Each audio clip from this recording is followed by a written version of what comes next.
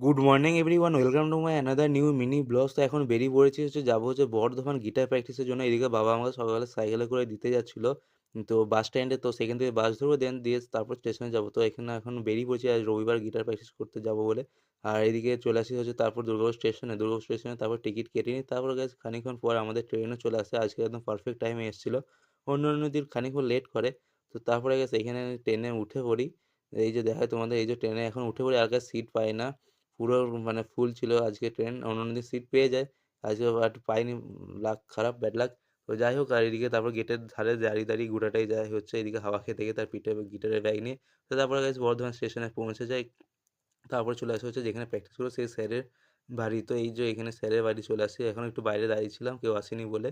তো এখন সবাই আসুক, তারপর আবার প্র্যাকটিস স্টার্ট হবে। তারপর গ্যাস প্র্যাকটিস করতে পারার পরে দুপুরবেলায় লাঞ্চে ঘর থেকে নিয়ে গেছিলাম পরোটা আর আলু ভাজা, তো সেটা খেয়ে নিই। তারপর আবার প্র্যাকটিস করে 4:30টার সময় চলে আসা হচ্ছে, 5টার সময় চলে আসা হচ্ছে এই যে বর্ধমান স্টেশনে।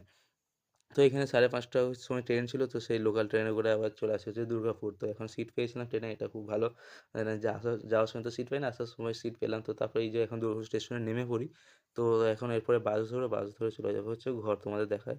এই যে তারপরে বাস ধরে গাছ চলে আসা হচ্ছে ঘরে। ঘরে এসে ফ্রেশ ট্রেশ হয়ে গেছে, প্রচণ্ড ক্লান্ত।